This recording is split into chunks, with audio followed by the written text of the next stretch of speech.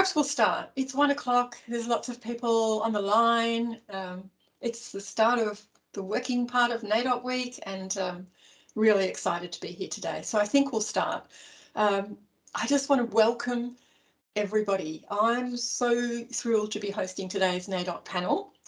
We've got a really exciting lineup of panelists, and I'm really looking forward to this discussion.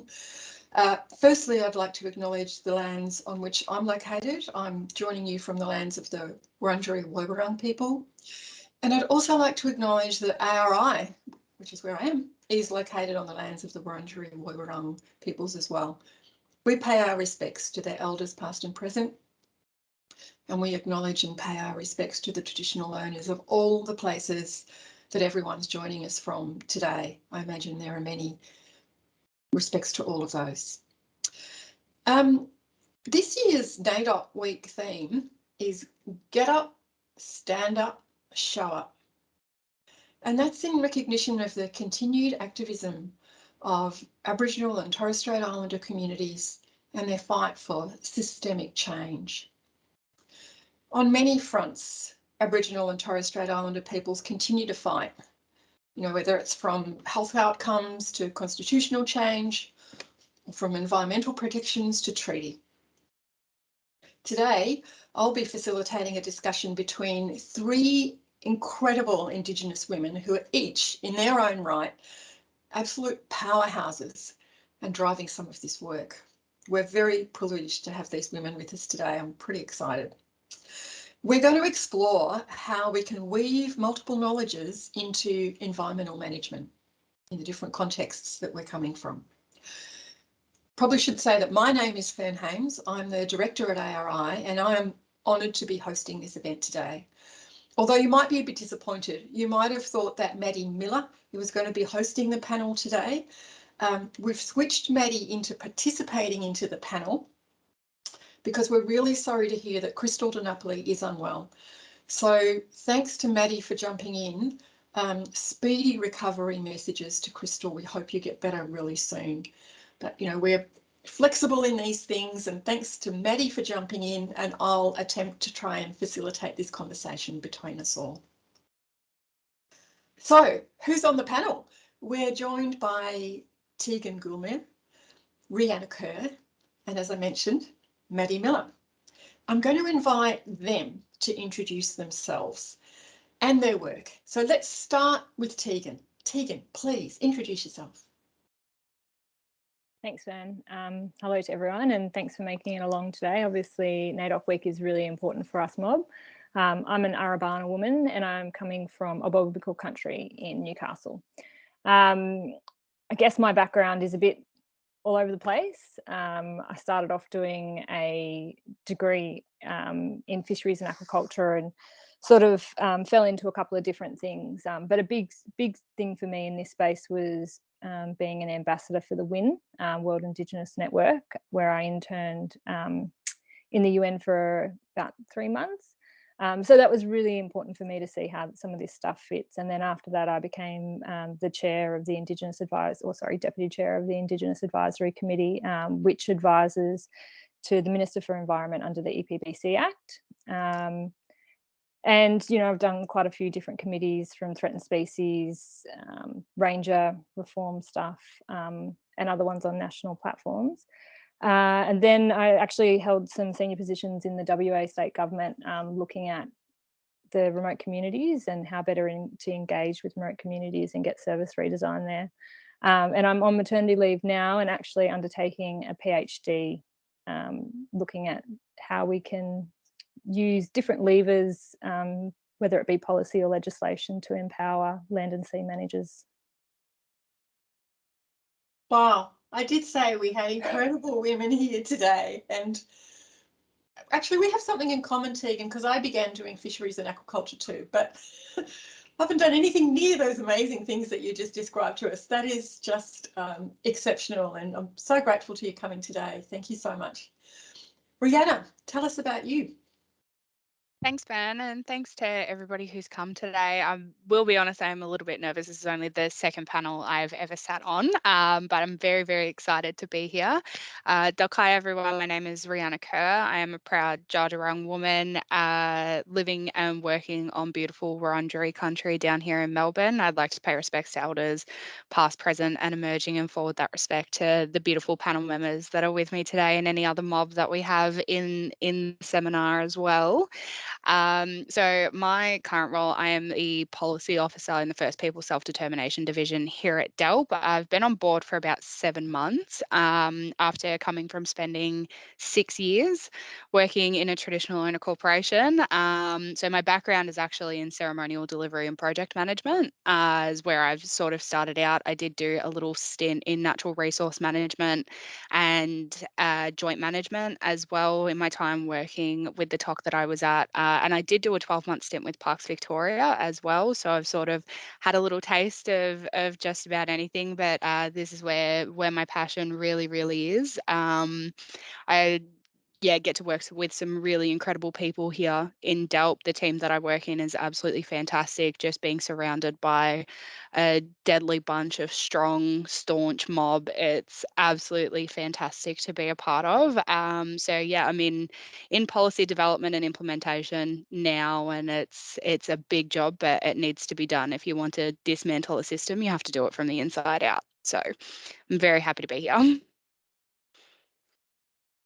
Oh, Rhianna, that is just awesome. And I can't wait to hear more about the Indigenous sovereignty, data sovereignty work. Really looking forward to that today. But I can't believe you would feel nervous about being on your second panel. It's not something I do very often. Right? Not something I do very often, but I am very excited to be here. We're excited to have you here. Fantastic. Big welcome. And Maddi.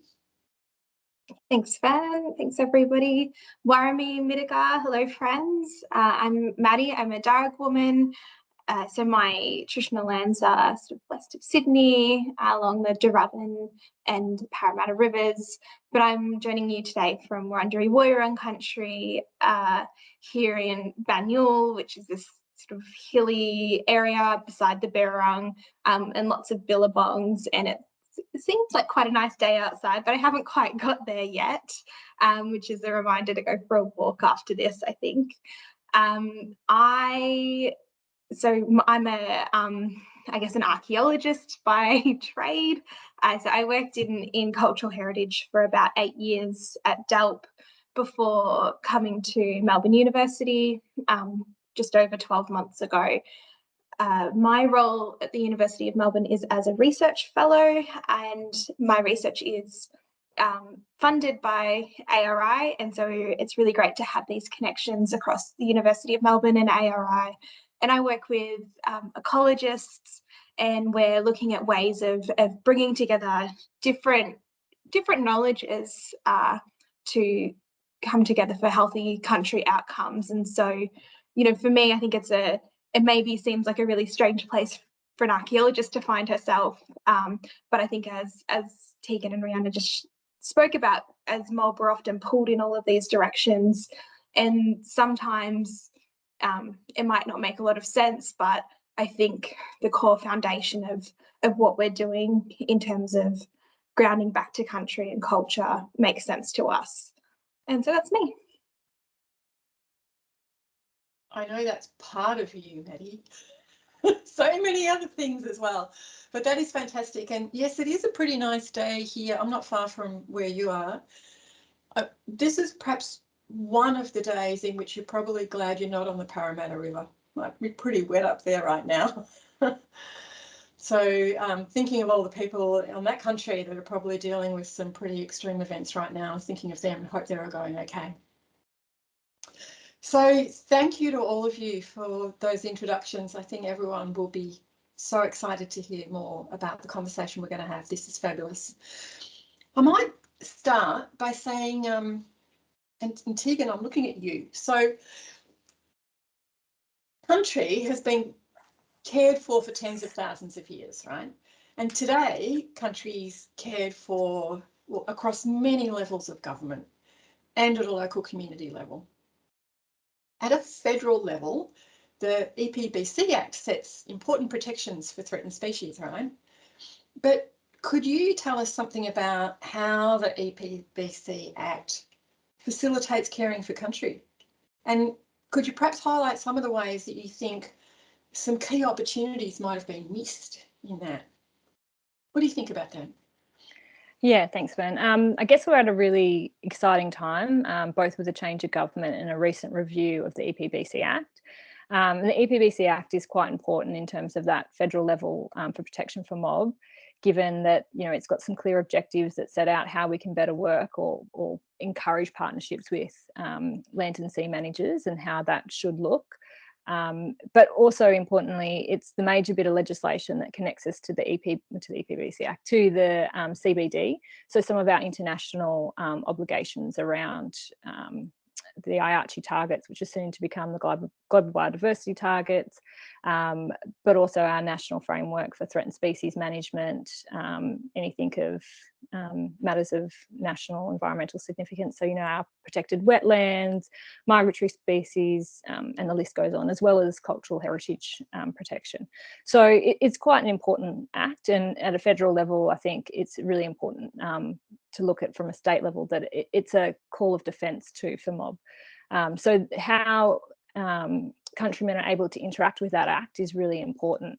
So the review that was undertaken by Samuel put forward something like 38 recommendations, and how they're implemented is really important in terms of using best practice. And of course, there was missed opportunities.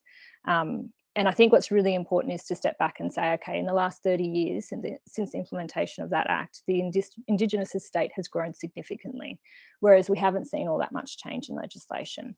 And from the outset, I think it's also important to say, in terms of Indigenous-led decision-making, that Samuel in his review puts forward to say, you know, if we're to improve Indigenous-led decision, that actually we need wider reforms of the Act and legislative changes, which weren't really acknowledged within that reform process. So I know I've only got 10 minutes, and obviously I could talk all day, so I'll just talk about it into sort of three main areas. And the first one being the engagement or participation of Indigenous people in that Act. And I think language is really important when we talk about these sorts of things. With engagement, kind of, you know, there's no mandate. It's, for me, engagement is kind of a tick box exercise. Whereas if we're talking about participation, we're actually getting mob in the room and we're saying what is going to work for you in your country, and how does that look, and actually having really meaningful engagement. And, you know, I think that was one of the failings in terms of the Act, the review process. They put forward some national environmental standards, but unfortunately, you know, they didn't mandate participation of Indigenous people. So what we will continue to see is a goodwill arrangement, which is largely based on, you know, social responsibility of some of these bigger orgs, and also the relationships on the ground. So I think that's a huge missed opportunity. You know, we also, I think, missed an opportunity to have a bit of more of an Indigenous voice at a national level within that review. And a clear example for that would be is there was lots of submissions put forward to the review which talked about culturally significant species, or you know, culturally keystone species, and that was not mentioned within the review process at all. So, you know, when we're talking about Indigenous mob wanting to protect and manage their species their way, there isn't an avenue for that protection under the Act at the moment. So yeah, there was some pretty big misses there. And then in terms of the application of Indigenous knowledge through those national standards, that's also going to be pretty interesting in how that plays out when there isn't a mandate of Indigenous participation. The other big thing is the lack of recognition for the Indigenous estate, so the size and scale of the estate. Not many people realise that it's something like 46% of the National Reserve System is actually made up of Indigenous lands. And so that's quite insignificant when we start looking at some of our policy breakdowns and funding breakdowns. And, you know, I think that that's where we need to move forward in terms of both at a state and federal level, having some really clear targets and benchmarks for that funding. You know, the Indigenous estate houses something like 51% of threatened species range. So if you were to just take figures alone, you know, you could say that 50% of funding should be going to the Indigenous estate to manage our threatened species. So how do we get innovative about doing that, and how can we better mandate with that under policy and legislation? And I think also one of the other things to think about is how do we report on those policy and legislation and the funding opportunities, because we know that when we've got mob on country, caring for country, that it's more than just environmental outcomes that we're getting. You know, we're getting great social returns. So I think that's a really important one that's not really reflected in the EPBC Act review or legislation, and that's probably because its primary purpose is an environmental one. And then the other big one, which is I'm sure crosses over the data sovereignty stuff, is actually true Indigenous-led governance, and that is meaningful decisions being made on country and having the right to actually say this is how it's going to be steered. And I think for me, under the review, that was probably one of the most disappointing parts of the recommendations. I think in some aspects the governance in the review has become weaker because they haven't got as many mandated positions for Indigenous people in those key committees. And so without that, again, it's based on goodwill. You know, I would love to see Indigenous representation on nomination and listing panels, so that for every species that's listed under the EPBC Act, there is an Indigenous voice at that table. And you know, how that whole governance structure works, you know, potentially having an Indigenous advisor to the minister that is looking at the Indigenous estate instead of policy advisors without that understanding of the cultural implications, and also then in itself having cultural authority to make decisions that would probably sit outside of that. I mean, they're things that I think are really big picture aspirational stuff, and I hope that with the movement of the Uluru Statement that we start to see more of that stuff included. I think that's well over 10 minutes. That's okay, Teagan. I want to ask you a couple of follow-up things, if that's okay. One of the things you're talking about is effectively about a kind of shift from engagement to self-determination, really. And you talked about the Indigenous estate, and I'm mindful that, yes, there's a large amount of IPAs across Australia nationally, but in Victoria it's tiny. Like, it's super tiny in Victoria. What are the options for increasing IPAs in Victoria, and do you think that would be a pretty helpful step here? Oh, I mean, absolutely. I think that there's lots of aspiration for countrymen across all of Australia to have an increase in IPAs and ranger programs. And to be brutally honest, the biggest gap is funding. I mean, you know, for every panel that I've sat on for funding, it is so over committed, or you know, you've got 3 times the amount of applications as what you've got funding money, and that's everything, not just from IPAs, but for example, you know, bushfire funding money that was put out nationally. There was more applications than what the funding could address. So I think, yeah, it's definitely a way forward. But I think it's also really important to realise is that, you know, there's lots of mob out there who don't want to just have IPAs and conservation lands. There's ones that want to move forward in terms of agriculture and sustainable management of country. There's a whole lot of wind projects going on in WA, and to be able to actually, I guess, activate their land. And then, of course, some still want to do those environmental stuff on the side, so diversifying how they're able to manage country. But yeah, I think for me, the biggest gap is the funding. Yeah, and I imagine partly what you're describing is an activation of country plans and sea plans in a way that isn't just delivered by Aboriginal communities and organisations, but where country plans and sea plans become fundamental management tools for everyone working on country or in environmental space, I guess. Yeah, I think when you look at it kind of more place-based, you've obviously got, even if you're looking at it from a federal level, you've got your national plans like your threatened species plans, then you've got your bioregion plans, and then local management plans. And I think all of those planning mechanisms should have an Indigenous voice in them. And we should be looking at shared outcomes and how can we actually have mutually beneficial relationships. And a lot of that stuff comes to fee-for-service works as well in those plans, where we're engaging rangers to do the work, and instead of, you know, assuming that, oh, well, you're a ranger on this country, you just want the work to do. I think we see rangers really overstretched in terms of some of their outcomes because of those expectations. And then if we have those fee-for-service models, then some of these ranger groups and IPAs actually become self-sustaining and self-funding, which, you know, potentially can free up some funding from those national pools or state pools for other groups to step up. And that's all about capacity building. Sure, thanks, Teagan. Now, Rhianna, Teagan made reference to the Indigenous data sovereignty work, which is super relevant here and in lots of other realms as well. This is a really exciting space, actually. The potential here is kind of mind-blowing in some ways. And it is a space that not a lot of people have explored, both in practice and in policy. So can you tell us, what is Indigenous data sovereignty and why is it important? Yeah, absolutely.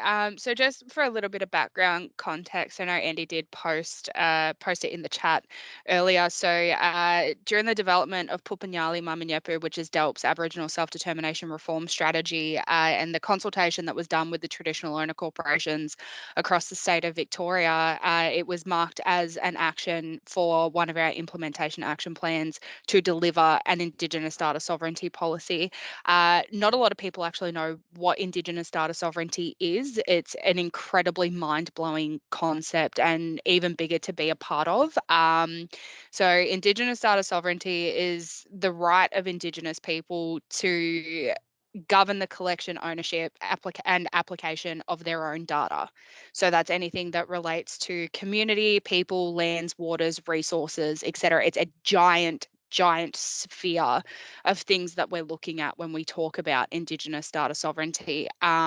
And it's such important work to be a part of, not just because it allows traditional owners, or rather we're giving the power back to traditional owners to govern their own data, but it's also giving that power back to them to say, yes, you can use it for this. No, you can't use it for this. And it's taking a really big step towards self-determination for Aboriginal people across the state of Victoria when it comes to the collection or the creation of data that pertains to them.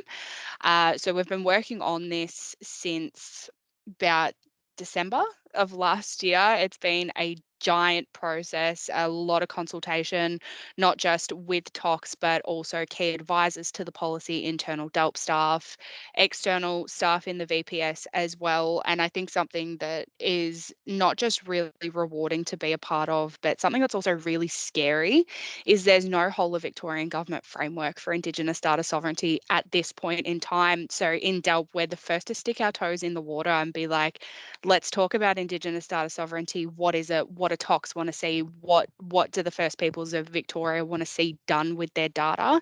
So the last couple of months have been ridiculously busy with consultations. My wonderful, amazing project manager and my boss, Shana, and I think we did about 5 weeks of internal engagement in 5 days for this.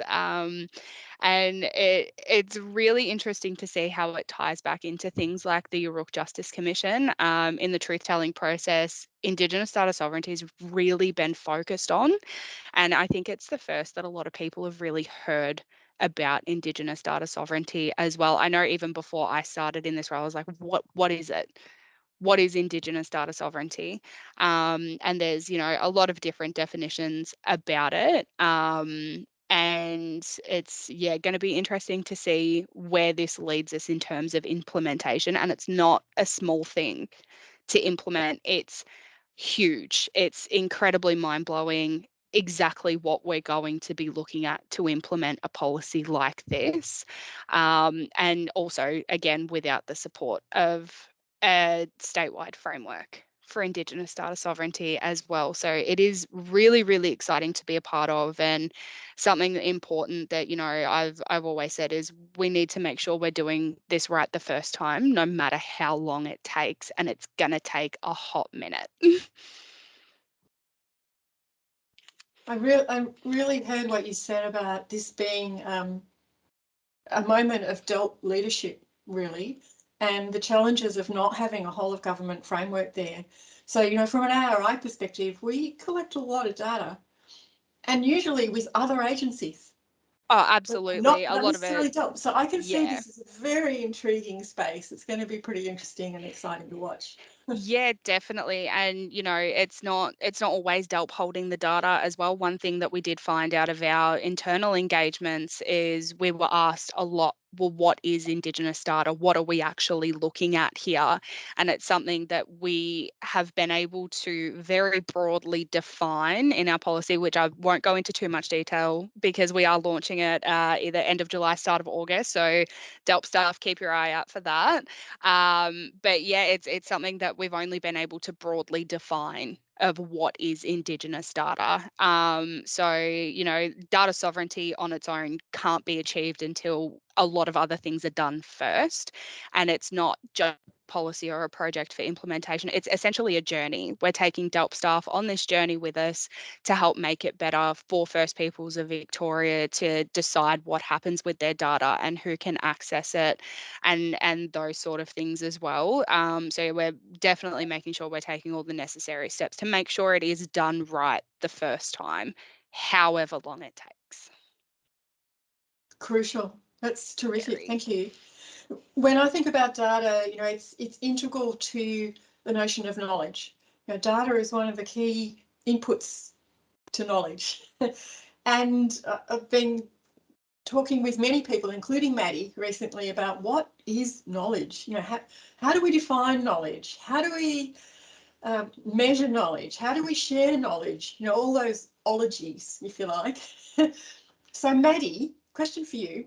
Your research looks at bringing together different ways of knowing. Why is it important that we bring together, Western and Indigenous ways of knowing together? And what on earth would that look like? Thanks, Fern. Just want to take a moment to say awesome job to Rhianna on your second ever panel. You're doing great, sis.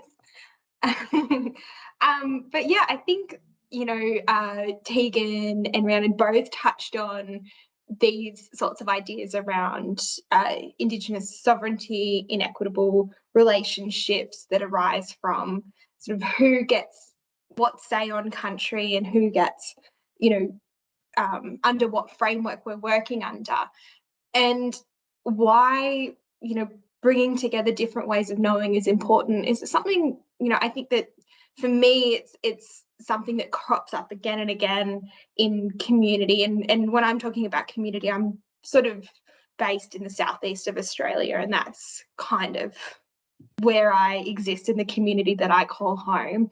And so the discussions that are happening here, the things like country plans, which Fern spoke about before, but country plans in Victoria are documents written by registered Aboriginal parties around what are their aspirations for country. And they all look really different, but something that I think is a common thread across a lot of those is this idea of using Western science and Indigenous knowledge to care for country.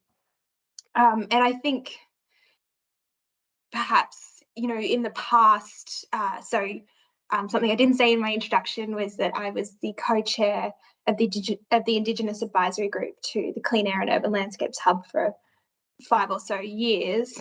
And in that role, I oversaw a whole lot of urban research from universities sort of across Australia, predominantly sort of Melbourne and Wollongong and Perth, and some in Sydney as well. And part of that was seeing how ensuring that Indigenous engagement was done as part of those research projects. But when we came into these roles, what sort of was clear was that these research projects were already set before engagement happened. And that is such a common theme that even in government, that we have, the legislation's already set. So we're always working within these boundaries of this is the sort of space we're working in, and we're going to use Indigenous knowledge because we have to, or because it's goodwill.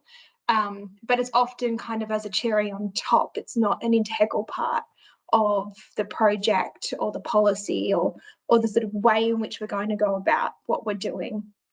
And so for me, that's not really knowledge integration, that's knowledge inclusion. And sometimes it can be meaningful and sometimes that can be trivial in the way that that's undertaken. And so when I approached my research and thinking about bringing together, like threading those things, and I'm a weaver, and if you could see me right now, I'm surrounded by half finished baskets and things like that. And so, you know, I very literally thought about weaving things together, weaving different ways of knowing, and how do we do that in a way that, you know, makes something strong, where it's not something founded in Western science, or, you know, what's that sort of equitable relationship? And I don't think there's an easy answer for that, but it's something that I'm very cognizant of. And I didn't want to sort of, I have this opportunity in this role that I can take the time to think about that methodology. And so in my research, I'm looking at how do we do that? You know, not particularly the outcome of the project itself, but what is that mechanism of bringing ways of knowing together?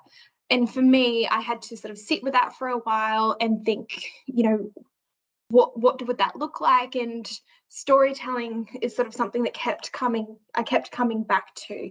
And there's a number of really incredible Indigenous scholars who use story mechanisms in their research.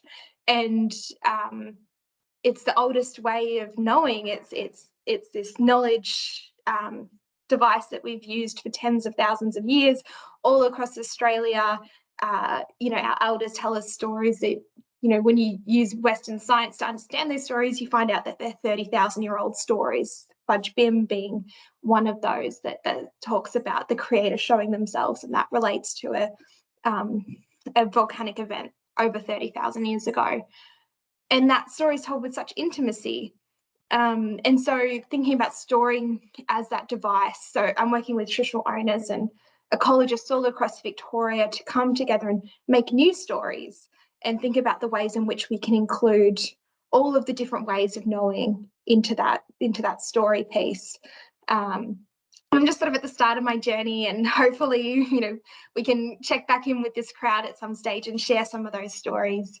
But yeah, I think for me it was about taking it back and thinking about that mechanism of that equitable way of coming together, because, you know, as we've just seen with Teagan and Rhianna, where there's, you know, these big mechanisms happening, and there's so much happening at the moment in terms of treaty, in terms of, you know, justice reform, in terms of environmental reform. We've got climate change, like it's here and it's happening, and we have all of these wicked problems. And so, you know, where is that time to think about what are we doing and how are we doing it? And that's why I'm really grateful that I was able to take that opportunity in this research. It's fascinating, Maddi. As you're describing that, one of the things that I'm also thinking about is how different peoples have thought about story over time. So you're reminding us that for tens of thousands of years, story has been a really important mechanism for knowledge. And it's almost like island evolution, in that Western science has fairly recently done all this science around the role of story and how our brains are hardwired for story, and scientists are using that, but therefore story's fine to tell things. So there's these, you know, almost parallel recognitions of the role of story. And you're going to join them together. So I'm wondering about, I mean, you talked a little bit about what the mechanism might look like, but, and I know you don't want to talk about the content of what an outcome might look like, but could you say something about how this will be a new kind of knowledge? What will be different about this in terms of how we might use it, or what its meaning might be, or some of the challenges in adoption? How will this, you know, I've heard you talk about the river and the ocean, and in the middle there's the estuary. The estuary is its own unique thing. How will this kind of estuary knowledge be different, and why does that matter? Yeah, I think what was really important to me in coming together to create stories is that we're creating a third space where this isn't about, you know, in thinking about the river and the ocean and the estuary, it's the river is its own entity, and that's Indigenous knowledge, and that's flowing, and the ocean is its own entity, and that's, you know, Western knowledge. And then the estuary is those two bodies of water coming together, you know, that beautiful briny water and all of those sort of bubbles that come to the top. And so, you know, thinking about story and co-creation as a third space, I think is really important to me, to recognize that each of these different ways of knowing, and, you know, I've kind of come to think that there's millions of ways of knowing and everybody has their own perspective, but, you know, I want to respect that Indigenous knowledge is its own entity and it deserves its own respect and its own space, and it's not something that needs to bend or shape to fit a Western understanding. And you see that really often, like even I've worked on a project in Sydney where we were looking at air pollution in Sydney, air pollution models, and we were using Indigenous knowledge to talk about what's happening in the airflows around Sydney at that time, and how that shifts seasonally. And so we can kind of have a seasonal understanding of where air quality would be based on Indigenous knowledges. And the feedback from the international community was, that's great for Aboriginal people, but the rest of us don't really care or don't need to know about that. And I think that's sort of, you know, it is really frustrating because we've got this group of air scientists who are really interested and wanting to step into this space more, and then you get these sort of enormous knockbacks where it's like, Indigenous knowledge is sort of like this trivial local thing, but more and more I think that space is changing and we're just pushing these boundaries all the time, you know.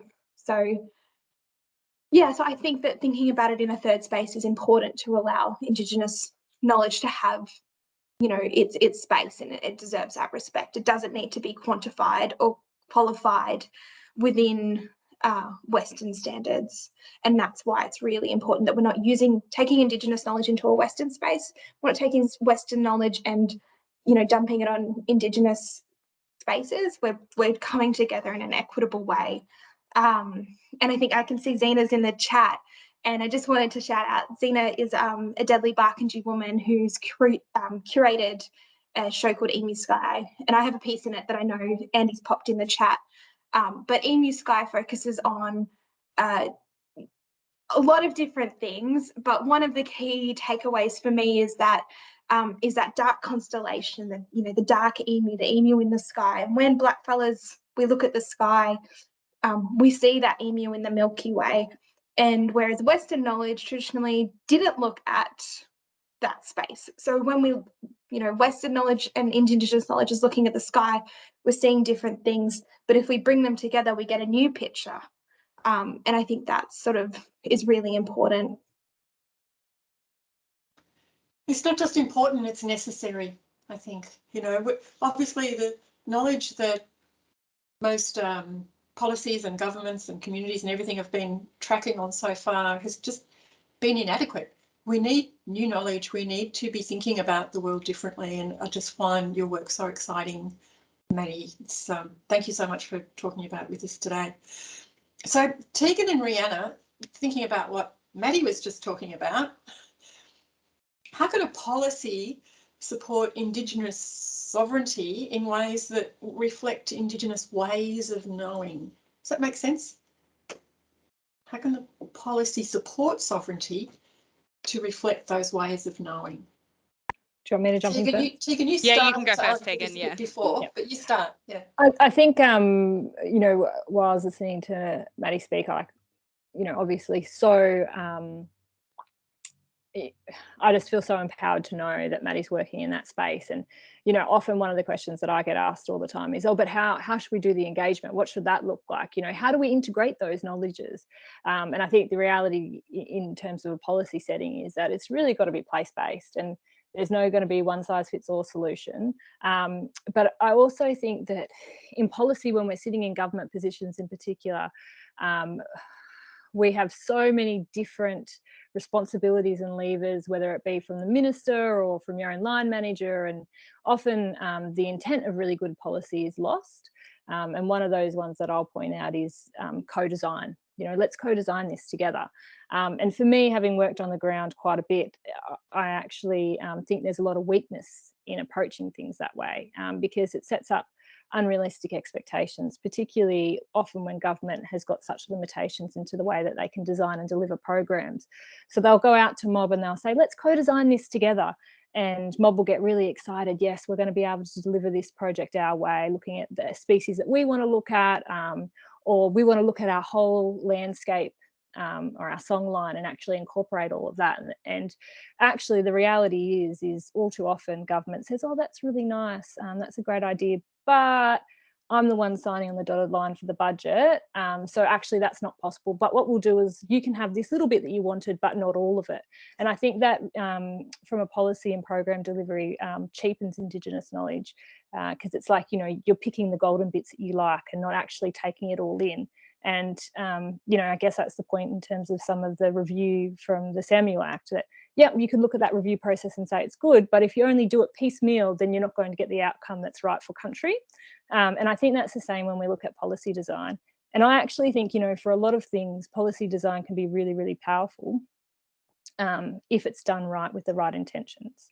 You know, and we know that legislating stuff is probably not as effective as a policy design, because you can be so much more flexible and nimble with your policy and innovative. So I think that's a really important one. But I think in terms of land and sea country, one of the little messages that I'd like to get across in this is that, you know, in 2016, Social Ventures Australia looked at the impact from ranger programs and Indigenous protected areas. And for every $1 of investment, there's $3 in social return. So, you know, I think maybe it's time in this policy setting where we start looking outside of our little environmental silos and we start talking to our government agencies in health or mental health and all these other education pathways, and we actually start coming together and collaborating with joint funds and looking at how can we actually use these policy and program settings to deliver something that's more holistic and more sustainable. And I know that that requires breaking down a lot of silos and actually being able to share information in between agencies and be able to have, you know, DGs sitting at the table and having agreements about how their budget's going to be delivered, and also ministers alike. So I think that policy in this space can be really, really exciting if we're willing to kind of push some of the boundaries. Yeah, absolutely. I'll just add one sentence, Rhianna, then over to you. But what you're reminding me of, Teagan, is that this is like a three-dimensional thing in terms of connectivity. So, you know, we've been talking about different kinds of knowledge coming together, and you're talking about that spilling over into different realms and parts of society and environment, and working across disciplines, across tiers of government, you know, looking in all directions for connectivity and breaking down silos, not just the sort of one-dimensional way, but using this as a mechanism to actually build connectivity in all directions. That's really exciting. Sorry, Rhianna, go to you. I was just going to build a bit more on what Teagan said, you know, especially with not one size fits all. Every single traditional owner group across the state, across the country is different. And I think it's really important as well to make sure that they're all being heard, because everybody's expectations are different. What everybody wants is different. It's never going to be the same at every single traditional owner group across the country. And with policy design, my experience in the very, very, very short time that I've been in the department is that, you know, we need to have TOs at the forefront of our work, and that was something that we implemented from the outset when we were developing our Indigenous data sovereignty policy project. We actually met with the TOCs before we even put pen to paper, and we sat down with them and said, this is what we're working on, what do you want it to look like? we went to them first before we put pen to paper, because it's, for the longest time, government has decided what happens with First Nations people, and it's handing that power back to them. So it is an incredibly powerful space to be in, working in policy for self-determination, because we now have the opportunity to have those yarns with Tox, be like, hey, what do you think about this? This is what we're working on. What do you want to see happen in 10 years' time? And I think it's a great privilege to be able to do that as well. Like, being someone who worked in a TOC for a very, very long time, it's nice to be on the other side of the fence and see why things happen a certain way and better understand the processes behind it. And I think moving forward with our policy as well, we're looking at ways of implementing it into business as usual across the department. And I did see a comment come through in the chat earlier saying, don't stop at just DELWP. And if I could take this to other government departments, I would, but I'm in DELWP. That's the best I could do for right now.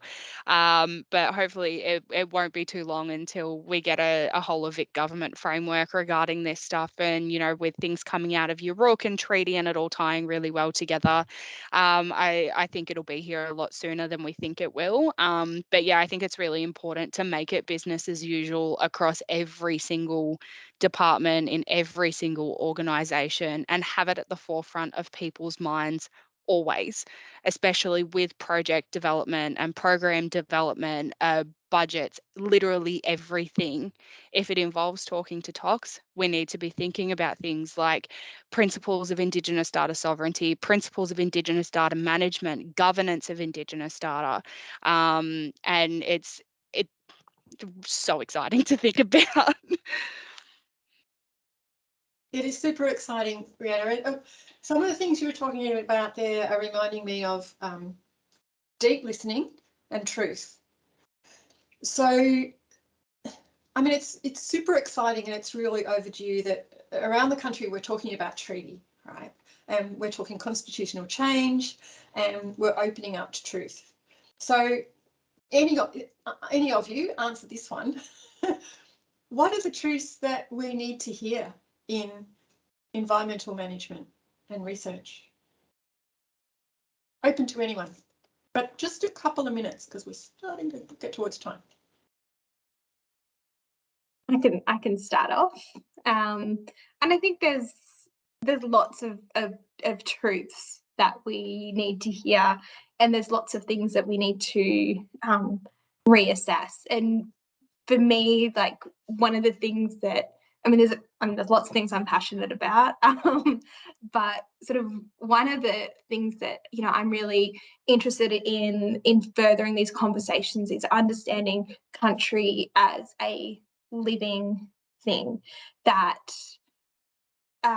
this idea of wilderness or this idea of an untouched landscape is not a reality in Australia.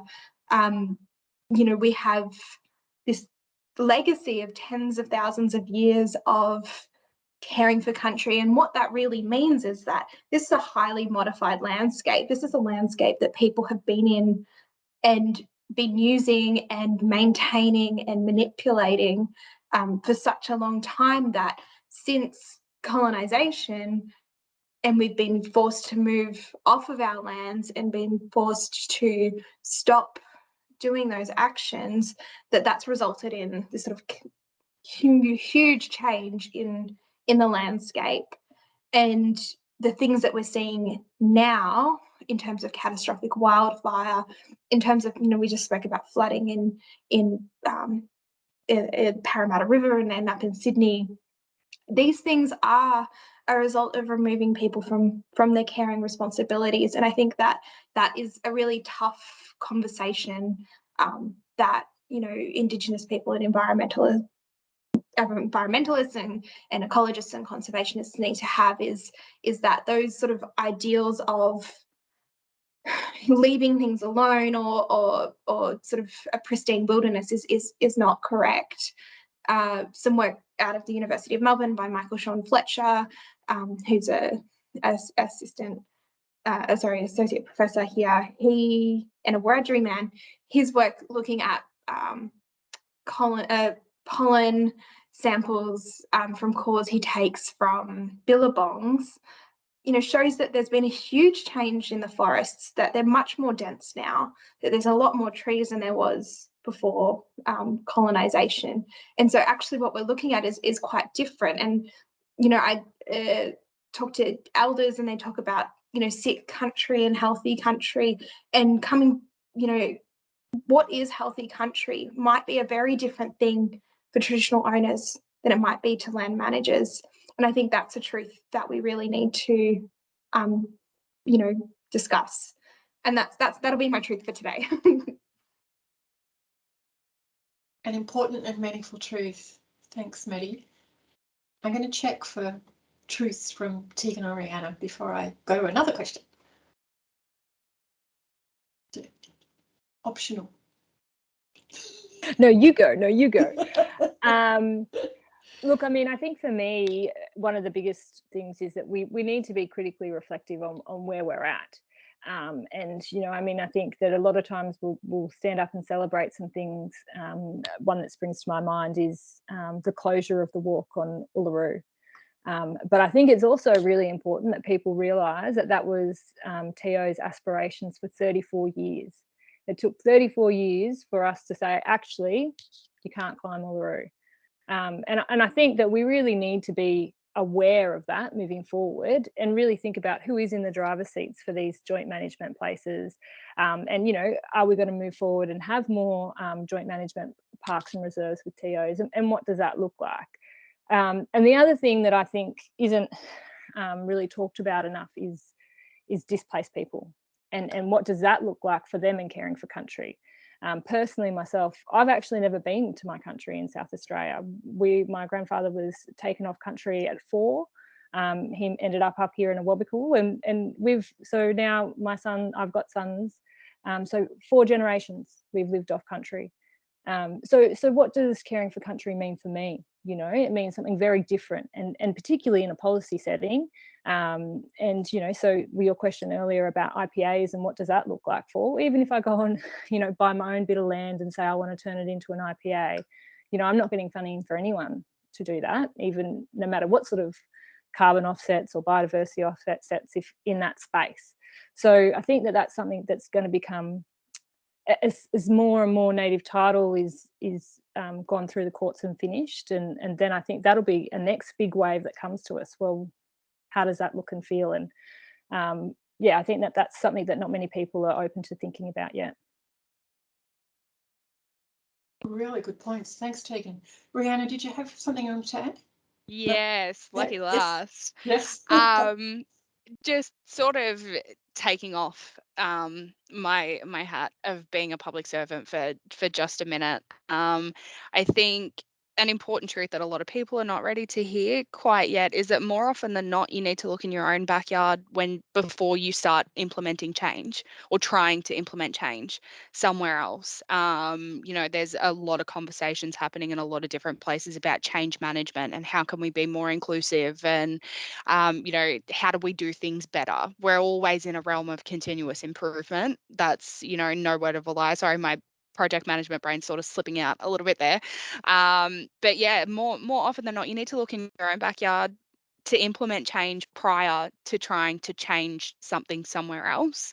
And that's always been a big belief of mine, even across the many years that I worked in a TOC and even in joint management, talking about change management in other organizations when change management needed to happen at the base level first.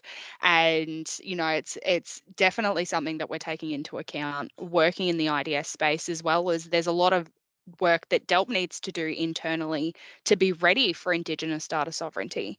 And that's where we're starting. We need to look in-house before we start trying to change the world.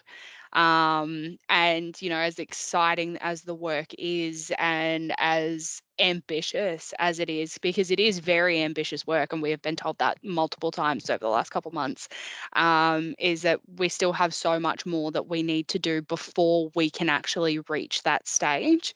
And I think that's a scary concept to a lot of people is, oh my God, this incredible, amazing thing's happening. We want it and we want it now. It's like, hold on. No, we're not actually ready for this. with, you know, overarching frameworks, policies, systems, or like procedures, all the rest of it, we're not actually ready for this to happen yet. And we've got a long way to go before we do. And I think that scares a lot of people.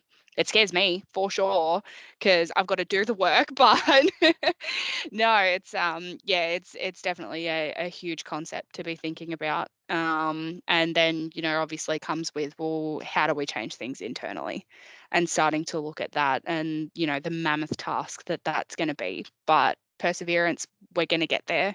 It's just going to take some time, but we'll do it right, and that's what matters the most.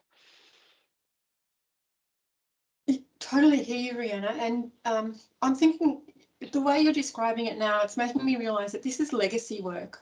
You know, this is, might not see these things happen quickly. This could take a long time. And that reminds me of one of these phrases that I often have in my mind, which is, what kind of ancestors will we be?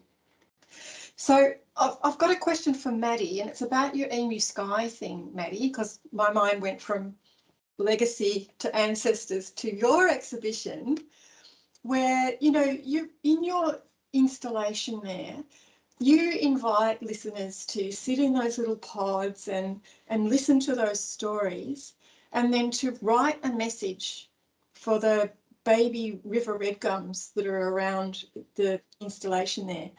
And you invite them to write a message for those red gums that will live for several hundred years. I'd like to ask you, Maddi, you know, what's the message that you'd like to give to those trees and to the people that will one day sit under those trees?